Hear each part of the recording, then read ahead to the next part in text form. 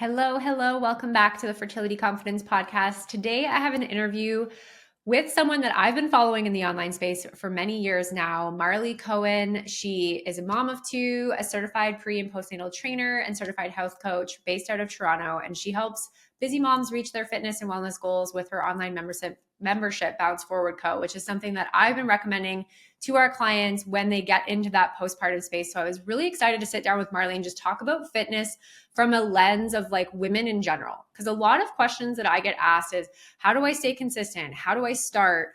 Like, what does exercise really look like in terms of just being healthy? And I think Marlie has a really good, refreshing take on what movement can look like when you feel as though you have no time or you're really kind of like struggling with that motivation aspect. And she's just such a lovely human to chat with. So I was really excited to finally get to put like an actual face. It's so weird when you know people or you don't know people, but you like see them on social. So you feel like you know them, like put a face to the name, but like I've already seen her face, which I said at the beginning, I was like, I've been following you forever. This is really exciting for me to meet you, which makes me sound like a total creep. But we had a really wonderful conversation. And I think the tips and tricks that she shared, if you are someone who's struggling with being consistent with movement or getting started, knowing that we've talked about it here in the podcast so many times, and I talk about it with my clients and we talk about it on social, that simply just moving your body is a treatment tool in and of itself in the fertility space. And I think it can be really, really beneficial for the physical body. But Marlie speaks a lot to the mental health aspect of as well, which is really important. So if you enjoy this interview with Marlie, please go give her a follow over on Instagram. It's kale_and_crunches.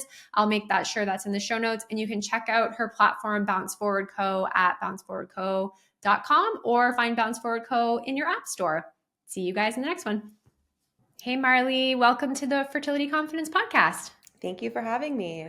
I have been following you for years, actually, creepy moment, but it's so nice to actually finally get down and talk to you and sit and chat with you because I feel like I've learned so much from your account through like my postpartum fitness journey. And whenever I have clients who've been successful and they're into that next phase of life, and they're always looking for like, okay, I want to like start working out again, but I don't really know what to do. And your name is always one that comes up. Oh, thank you. That means so much to me. I really appreciate that. Why don't you start with just sharing a little bit about who you are and what you do? Sure, I'd love to. So, my name's Marlie Cohen. I'm in Toronto, Canada. I have two little girls, a 3-year-old and 5-year-old. I guess my job now is a full-time content creator in the mom and fitness space, plus the founder of the app called Bounce Forward Co., which is an at-home workout app for busy moms.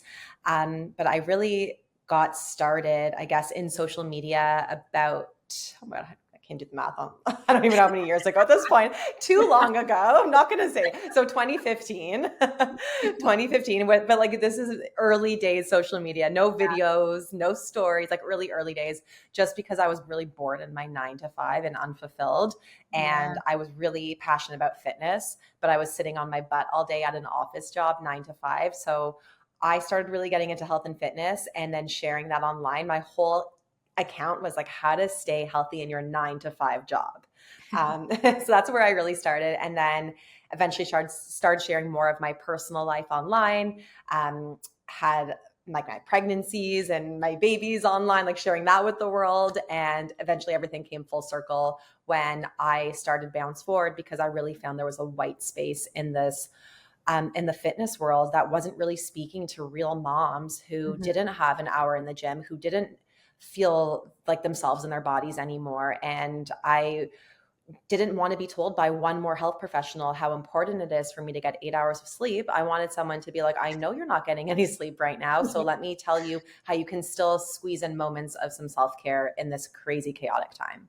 Yeah. And I think what's really important from that conversation is that's true even if you're not a mom yet, right? Like there's so many just women in general that even when I'm working with them, they're like, I know I need to do these things, but like show me the time, or I've never prioritized myself. Like, how do I do that now. And then when we, enter motherhood, it definitely takes that already challenging aspect for some women and amplifies it even Oh yeah. more. So that's what I love about Thank you. your story and what you put out there with Bounce Forward is it very much is like a real take on how do we exercise with the pockets of time that we have. But maybe before we get into like what that looks like, could you Yeah. speak a little bit to just why movement in general is so important for women? Absolutely. For me, it's my medicine. It's for my mental health. And I think I really found that after having my daughter Lily, because I was a trainer and like very immersed in like this fitness world, especially on social media, when like aesthetics were really important to me because it was sort of a part of the job, right? Like you almost became a fitness model and like, like having a six pack became important. And like that's really where my focus was. So whether or not you have kids, like you said, I think a lot of women can relate Yeah. to the aesthetic side of it and like wanting to work out for the abs or for the cute butt or looking good for summer, right?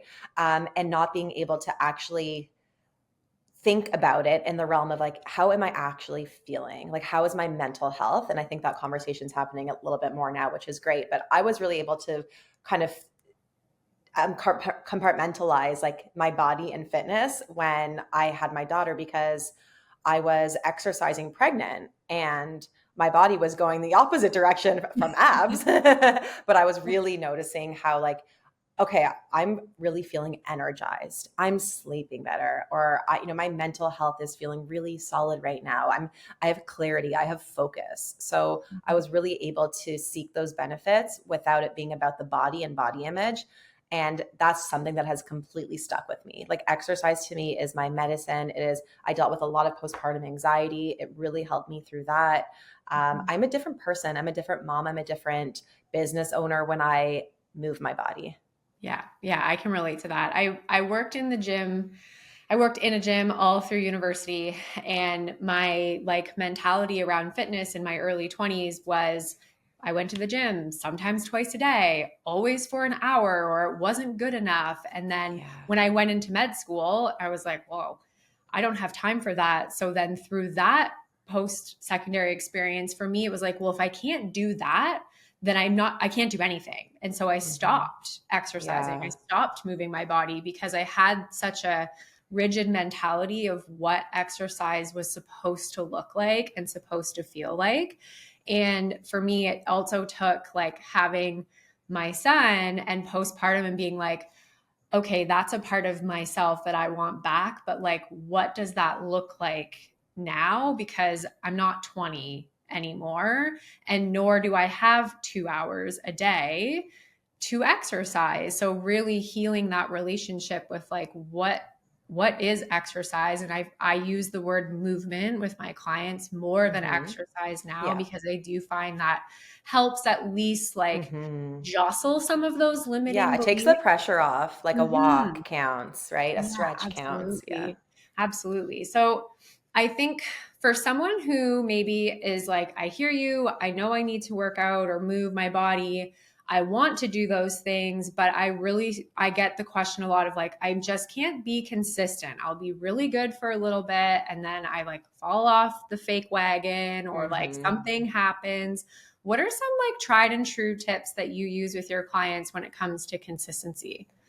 So it's exactly what you just said about how you have to change the narrative of what exercise or movement means to you. When you were in med school, you were like, if I'm not going to get an hour in, I'm not going to get anything done. So then Yeah. I always ask the question, so then what? Yeah. Are you going to wait for your perfect hour every single day? Like as parents, as like nurses, shift workers, like any type of, Mhm. work or when your schedule is so tight, if you're waiting for that perfect hour, are you really ever then going to exercise? Yeah. The answer is probably not, right? Yeah, So I always definitely. say, like, what's the alternative? Something is always better than nothing. So I think, look, it's easier said than done. And I always joke that Bounce Forward is like a membership of recovering perfectionists because Yeah. these are the conversations we have all the time. People say, like, I get what you're saying, but I still don't feel like I'm really doing anything when it's just 10 minutes here, 10 minutes there. But I promise the consistency adds up. So if you can commit to 10 minutes here, 20 minutes there, to just doing your best finding little pockets of time and just trying to stay consistent with that, moving away from the word routine, because every day is different. Every night is different. We can't predict what the next day looks like. So if you can find those little pockets and move your body and even just commit to being consistent in that way, work on shifting the mindset. It's the most important part. Shift what it means to exercise and what it means to move your body. That's the tangible tip and where you start to actually see the changes. Yeah, it sounds to me like maybe journaling, what are my beliefs around exercise and movement now? And then like, what beliefs do I actually want to have, and finding ways to kind of connect that would be helpful. Because I didn't know in that time period that I was even like sabotaging myself that way. It was just like, oh, can't get to the gym for an hour. So like can't get to the gym, and like went about my, busy life. So like, it wasn't like I had lots of time to really think about it, but it wasn't until after that, like looking back at that time period with the mentality that I have now, I'm like, how silly was I? Like, and I could have probably made it so much easier and better on myself if I did move my body in that time period of my life. Like I can see now how important exercise would have been for me in those moments. Cause like you, I really do treat it as my medicine. And so I find that even just like hearing those stories sometimes for women is enough for them to be like, oh, okay, I get it. And all you have to do is try. Like that's really the best thing we can do, right? And sometimes I'll hear, like, we're in the middle of a 10-minute challenge right now in Bounce Forward, where it's every day there's something to do for 10 minutes. So we have a lot of moms that are doing it like after bedtime when you're so exhausted, but it's just 10 minutes so they can squeeze it in. And then I'm getting messages like, okay, I turned on the computer, I put the app on, I'm doing it for 10 minutes. And then I realized like I actually have another 10 minutes. And once I already got going, I might as well have thrown on a second 10-minute, right? Yeah. So sometimes I know for a fact the hardest part is just like rolling out your mat, opening your computer, pressing play. Yeah. When I really started like focusing on the consistency part for me, I kind of did set like a 15, 20-minute time frame where I was like, I have 20 minutes.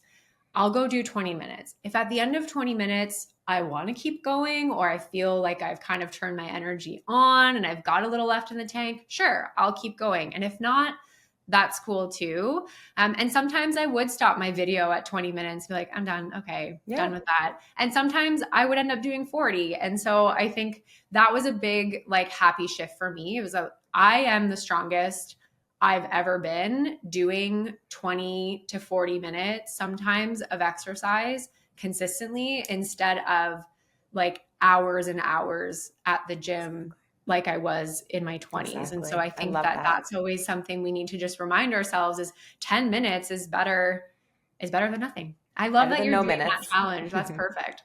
It's fun. We have a lot of moms doing it right now. And it's just, you realize your little pockets of time. Like it's such a great way to, cause you could look at your schedule and be like, I don't even have 10 minutes, but chances are if you've found Bounce Forward, it's probably through social media, which means you probably did have 10 minutes. We're all scrolling. So we're all scrolling. Exactly. I love that you're scrolling because you're finding us, but then put down the phone and roll out your mat. I say the same thing when it comes to like food prep. It's like, okay, well, you know what? If we're spending 30, 40 minutes before bed just scrolling to like turn your brain off, can we put some music on, put a book on in your headphones, put a podcast on I usually tell my clients, like, that's not related to fertility. Like, don't turn this one on. Find something that's like helping you actually turn off and disconnect and do the food prep or do whatever it is you're avoiding. Do your workout, whatever that looks like. And just try to flip that time frame a little bit. Not every day, maybe. Like you don't have to put your phone down all the time, but no, sometimes it's nice to numb out and turn off, and we have to be realistic. But absolutely, there's definitely, you probably could split your scroll time in half, maybe. Set yourself a limit.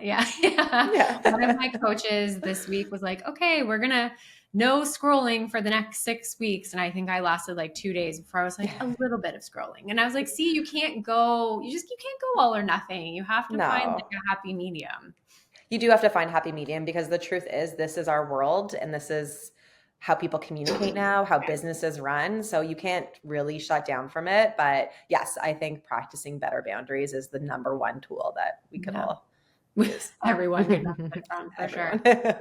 If someone's listening that's really been on a journey of a sedentary lifestyle and they want to start exercising, but it feels daunting or it feels like they don't know what to do, what would be a good way for them to kind of start getting involved in that space? I love this question because that's exactly how I started. My Mm, backstory isn't like the athlete who was like professional volleyball player that, was always working out in the gym. Like I actually never set foot into a gym until my early 20s in my entire life. So fitness for me, I didn't come from a sedentary lifestyle necessarily as a kid and teenager, but definitely through university and like my early like first 10 years in an office job, I was pretty sedentary. So what I did and what I really, really believe in is that there is something out there for everyone that you will love and enjoy. And I tried everything. So for me, I was in an office job and there was a gym in my building and I joined and did like the group classes. So I was taking step classes and Zumba classes and I took a class where you wore those springs like a kangaroo. And I swear I have tried everything, kickboxing and like for me, I eventually found spinning and I hated it at the beginning, but it eventually clicked for me. I didn't understand. I was like, this is hell on earth. And then I left my job to be a spin instructor. So I'm telling you there, and like, I had no cardio. I couldn't walk up the stairs without getting out of breath. Like that's the level that I was at. So very beginner, but I went in with an open mind and was willing to try everything. Now it's a little bit easier to try new things with like YouTube, even like if budgets are tight, like if you don't, go on YouTube and search different workouts. Like there's a lot of free trials you could try. Like there's ClassPass. There's so many different, there's Bounce Forward for a free trial, right? Like there's so many different things you can try. But I really, truly believe that there is something out there for everyone that you will love. Walking, running, weightlifting, like just go in with an open mind, I guess is what my tangent's all about. Go in with an open mind, be willing to try, and just know that you're going to find something you're going to love, because at the end of the day, it is really hard to be consistent with something that you don't enjoy and something that you dread. Yeah. Yeah. I always tell people that too, as I'm like, if you're not enjoying what you're doing, like, of course, when that time comes up in your calendar, if there's literally anything else you could do in that 100%. moment, Yeah. you're going to do it. Right. Yeah. So I like that you did like a sample platter. Oh yes. I sampled it all. I think that that's a good way to like, Yeah. it's good to see what you like. Like I found, especially after the kids, for me, like strength training just wasn't something my adrenals and my hormones could really handle. And it kind of ebbs and flows with me right now, depending on how I'm feeling. But I got really into Pilates in the last couple of years. And I was Beautiful. like, oh my God, I'm obsessed with this. Like, this is so fun. And with Pilates and being consistent, I'm now like dabbling back into strength training as my body feels ready for that. And so you don't have to do the same thing. No, you're not committed. You're not signing your life away to one type of exercise. I love that. I love you're doing a mix of everything. I think a mix is amazing. And I also think like bring a friend involved, have some sort of level of accountability. I think that helps too. Obviously, like me and my journey of going on these kangaroo dance classes was before kids. Like I had more free time, more disposable income. Like life was different, but like you could get creative online for free on YouTube, or like even now I've been really into my morning walks. I've been waking up really early because my kids are sleeping right now. I'm going to say that, then tonight they're going to wake up in the middle of the night. Really fast. Knock on wood. Knock on wood. They're sleeping right now. So normally, and like in my good little pockets, like 2 weeks, 3 weeks where they sleep, I try and get up before them. And I've been going for morning walks. And then I've been getting so many messages from people in my neighborhood, like, oh, I want to come with you. Like, I think if you like share what you're interested about, get people excited, people want to join you. And then like, there's that extra layer of accountability. Yeah. Let's talk about walking actually for a second, because it's something that I like prescribe to my patients all the time. And I'm like, listen, we need to move your body, but I'm not telling you to go get a gym membership. Just go walk just for 15 minutes. Maybe in this heat, like be careful and go in the morning, but just go and walk. And eventually we're going to go for 5 more minutes. And eventually we're going to go for another 5 extra minutes, and we'll build you up from there. But it doesn't have to be this big thing. And I think, again, kind of circling back to the mindset, a lot of people are like, well, is walking enough? Or I'll have clients that are like, oh, I don't move my body. I don't have an exercise routine, but I take my dog for a 30-minute walk every day. And I'm like, then you have an exercise routine. Like that counts. Think about people that are listening to this and thinking like, is walking enough? Like again, I'll ask the question, like, what's the alternative? Are you then not going to do anything? Wouldn't a 20-minute walk be better than nothing? Yeah. Yeah, right? So I think it's always just about like, it's not sure, maybe you're not in a season right now where like running a marathon and training for a marathon is an option. I personally would never want to do that. I hate running, no. but it's not for everyone. But like, just because you're walking, it doesn't mean that it's not exercise. It's proven to be like really, really good exercise actually, Yeah. especially on longer walks. So again, it's like, what's the alternative? Are you going to think about that walking's not enough, but then not do anything? Right. Yeah. Right? Something that really impacts the fertility space is insulin resistance. And one of the best ways to help your body use insulin and glucose after meals is to take some steps and to walk. Exactly. So Mm-hmm. when we're in the fertility space and everyone's like, what's the supplement? What's the magic pill? Where's the golden ticket? And I can sit here and be like, well, let's just start with walking. Yeah. And then like we'll add on from there based on what you need. And you can always just see people being like, really? That's it? But it can be such a powerful tool for your physical body, but also for your mental health as well, with all the Yes. other research in terms of depression and anxiety for people that Yes. walk, it being significantly lower. So I think Yeah. that flipping that narrative again of like, Mhm. what is exercise? Well, it is what you do, really. It doesn't matter what someone else is doing or what I'm doing or what Marlie's doing, but how are you moving your body? What feels right for you in this moment? Exactly. I love that walking's having its moment right now. Yeah. Mental health walks, like it reminds me of of the dark COVID days. Right. Yeah. No, Everyone going out for their mental health walks, but truly, like it's my favorite way to start my day right now. And obviously, it's not a year-round thing. Even if my kids always slept, we live in Toronto. It's not always an option, but like I'm enjoying it while I can right now. Yeah. Yeah. My team always laughs at me because they're like, you can always tell when the weather gets nice because Kelsey starts telling everybody to walk. But in the winter, we're like, this would be good, but but it's minus 30. Maybe not today. Maybe in a couple months. Oh my gosh. Okay, let's flip the coin and go to the other side. So we've kind of talked about people starting out. How do we get going? How do we be consistent?